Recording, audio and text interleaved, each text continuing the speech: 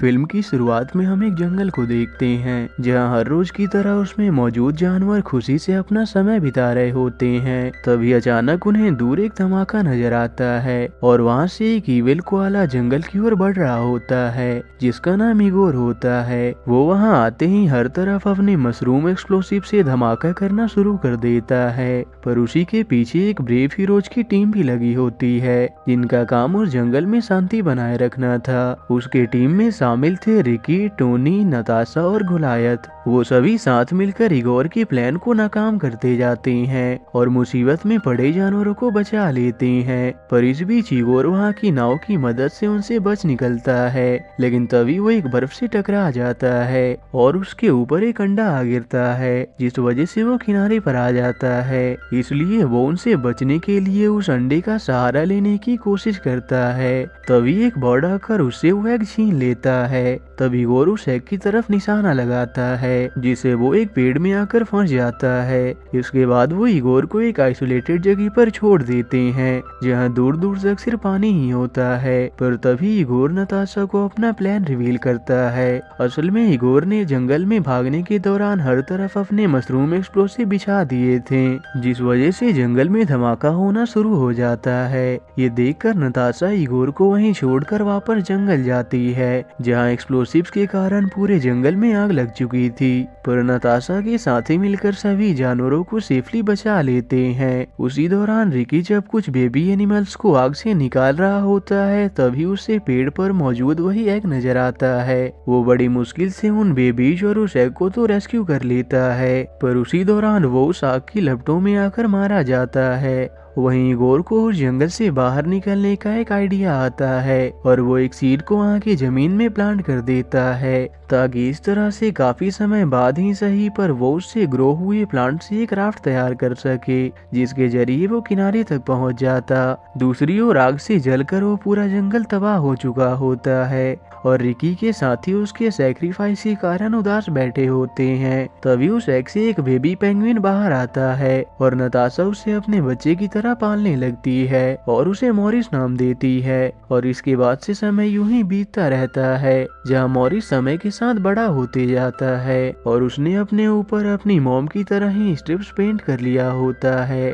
उसी दौरान समय के साथ इगोर द्वारा प्लांटेड पेड़ भी ग्रो होता जाता है। एक दिन मॉरिस तय करता है कि वो भी अपनी मॉम की तरह एक हीरो बनेगा, पर नताशा उसकी जान को खतरे में नहीं डालना चाहती थी, इसलिए वो मॉरिस के इस फैसले से इनकार कर देती है। पर मॉरिस का फैसला पक्का था, इसलिए उन दोनों के बीच बहस होने लगती है जिसके आखिर में मॉरिस सभी को अलविदा करके अपने हीरो बनने की जर्नी के लिए निकल जाता है। वहीं काफी समय बाद उसने भी अपने टीम में कुछ मेंबर शामिल कर लिए थे जिनमें शामिल थे मिगेउल, गिलबर्ट, बैट्रिसिया और उसका एक पेट जूनियर। और आज वो कुछ एलिफेंट्स को बबून की एक ग्रुप के चंगुल से छुड़ाने के मिशन पर आए होते हैं क्योंकि वो बबून उन एलिफेंट्स से स्लेव की तरह काम करवाते थे। वो सभी मिलकर एक प्लान बनाते हैं जिनमें मॉरिस उन्हें लीड करता है और फाइनली वो उन बबून्स को डिफीट करके उन्हें सबक सिखा देते हैं और अपने मिशन में कामयाब रहते हैं। दूसरी ओर महीनों बाद इगोर उस ग्रो हुए पेड़ से राफ्ट बनाकर किनारे तक पहुंच जाता है जहां उसके साथ उसकी कंपेनियन क्रैब सुरीमी भी होती है। इधर जंगल में मॉरिस और उसके टीममेट्स अपने पुराने साथी एल और बॉब से मिलते हैं। तभी दूर मॉरिस को आग नजर आती है जो असल में इगोर की चाल होती है ताकि वो नताशा और उसके साथियों से अपना बदला ले सके। पर मॉरिस और उसके साथी फ्लाइंग कैरियर से वहां पहुंचकर उस आग को बुझा देते हैं। इगोर उन्हें अपने सामने देखकर निराश होता है क्योंकि वो नताशा और उसके साथियों से बदला लेने आया था। पर जब उसे पता चलता है कि मॉरिस नताशा को अपनी मॉम मानता है तो उसके साथ उसके साथियों को भी अपने ट्रैप में फंसा देता है, जो ट्रैप उसने नताशा और उसके साथियों को पकड़ने के लिए बनाया था। वो उन्हें अपने ट्रैप में फंसाकर पास ही एक एक्सप्लोसिव को एक्टिवेट करके उन्हें मरने के लिए छोड़कर चला जाता है। पर तभी वहाँ एल और बॉब आ जाते हैं और वो फाइनली उस धमाके से बचने में कामयाब रहते हैं। इसके बाद मॉरिस अपने मॉम से मिलने निकल जाता है ताकि वो उन्हें इगोर के वापस आने की बात बता सके। सके। दूसरी ओर जंगल में ही इगोर को बबून आर्मी नजर आती है जो मॉरिस के इस जंगल को प्रोटेक्ट करने से परेशान थे, इसलिए इगोर उन्हें अपने मकसद के लिए यूज करने का तय करता है। इधर मॉरिस अपने साथियों के साथ नताशा और उसकी टीम के पास पहुंचता है जहां उसकी मॉम उसे बहुत समय बाद देखकर बहुत खुश होती हैं। वहां मॉरिस उन्हें उस साइको कोआला के बारे में बताता है जो उनसे बदला लेने आया था।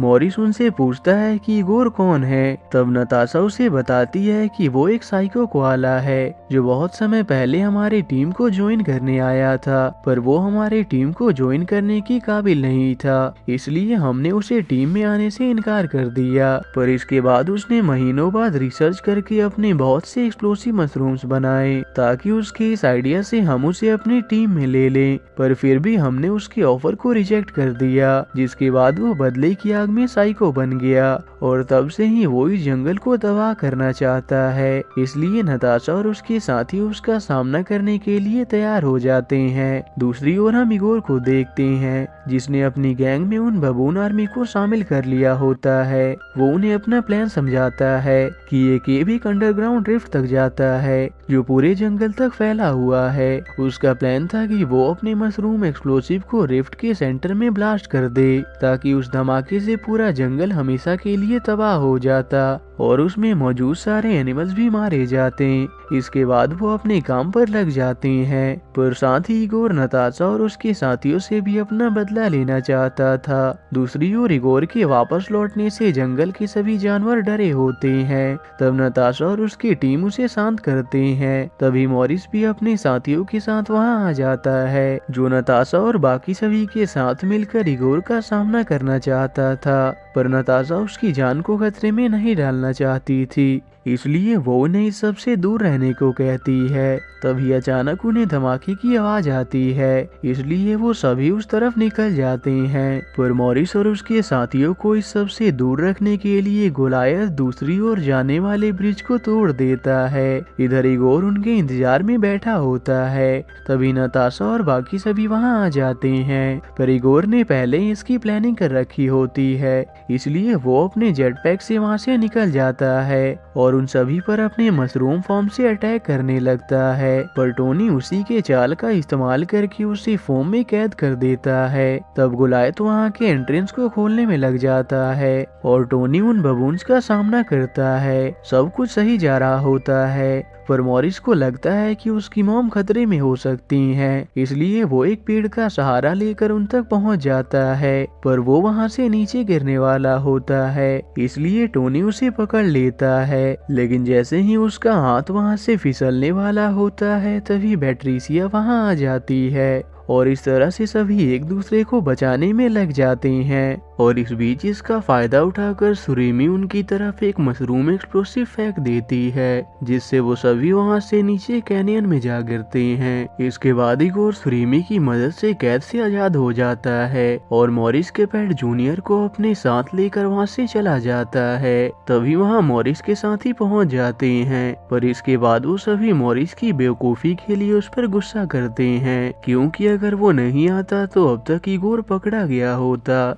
मॉरिस को भी अपनी गलती का एहसास होने लगता है। इसके बाद नताशा और उसके साथ ही इगोर का पीछा करने निकल जाते हैं और मॉरिस इस बार उनके साथ ना जाने का तय करता है और अपने साथियों को छोड़कर हार मानकर वहां से जाने लगता है, जहां बारिश में उसके स्ट्रिप्स धुल जाते हैं। इधर नताशा और उसके साथी इगोर का पीछा करते हुए उसके केव तक पहुंच जाते हैं, पर वो इगोर के चाल को समझ नहीं पाते और उसके ट्रैप का शिकार होकर केज में आ जाते हैं और उसके एंट्रेंस की चाबी उसी के पास होती है। वो उन्हें वहीं छोड़कर जंगल को बर्बाद करने के अपने प्लान पर काम करने चला जाता है, जिसके लिए उसे ढेर सारे स्लेव्स की जरूरत थी। इधर मॉरिस अपने काम से निराश होकर पूरी तरह से हार मान चुका होता है और उसे याद आने लगता है जब पहली बार उसे जूनियर मिला था। दूसरी ओर इगोर के प्लान के अनुसार जंगल को पूरी तरह से डिस्ट्रॉय करने के लिए उसे ढेर सारे मशरूम एक्सप्लोसिव की जरूरत थी, जिन्हें हार्वेस्ट करने के लिए उसने जंगल के ही जानवरों को स्लेव बना लिया होता है और उसकी बबून आर्मी उनकी पहरेदारी कर रही थी। पर उसी दौरान जूनियर को एक आइडिया आता है और वो बड़ी चालाकी से एक से दूसरे टब में जंप करते हुए चुपके से वहां से निकल जाता है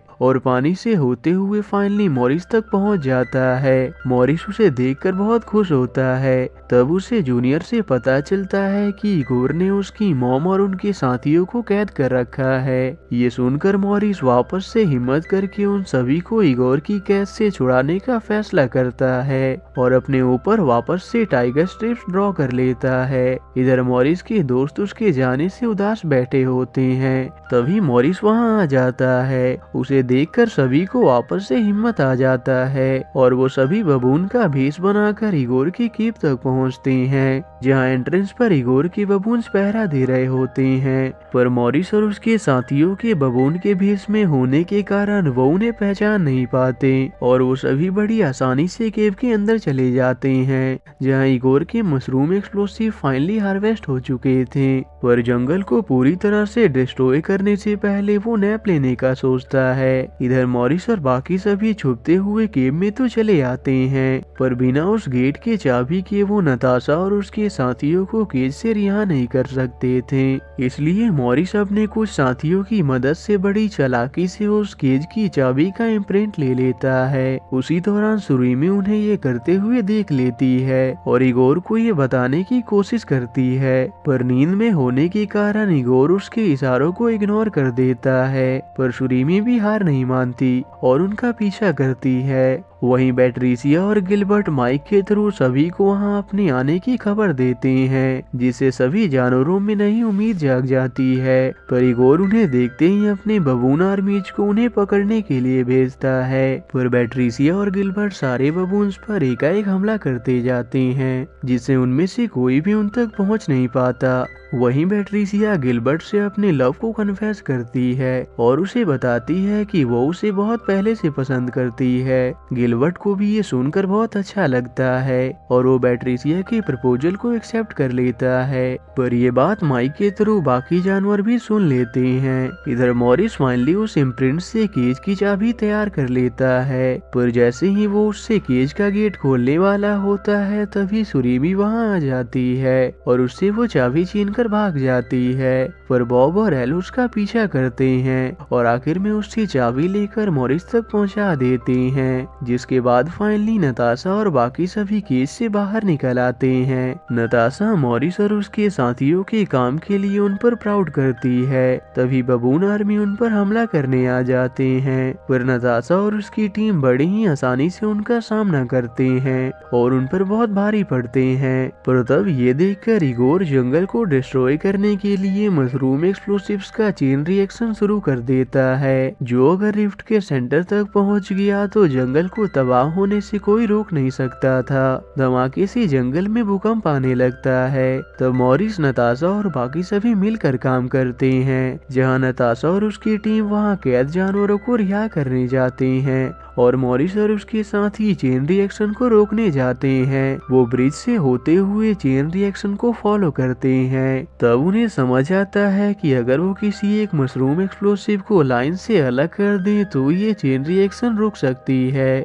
और वो सभी ऐसा ही करते हैं और उस एक्सप्लोजन को रिफ्ट के सेंटर तक पहुंचने से पहले ही रोक देते हैं, जिसे जंगल और बाकी सभी सेफली बच जाते हैं। तभी इगोर वहां आ जाता है, जो उनसे कहता है कि इस बार ना सही पर वो अगली बार अपना बदला जरूर लेगा। तब मॉरिस जूनियर को उसकी तरह भेजता है। वो उसके जेट पैक में मेल फंक्शन क्रिएट कर देता है, जिससे इगोर वहां से बहुत दूर जा गिरता है। और अब नताशा भी मॉरिस की काबिलियत को जान चुकी थी और सभी जानवर खुशी से जंगल में रहने लगते हैं। और इसी के साथ ये मूवी यहीं एंड हो जाती है।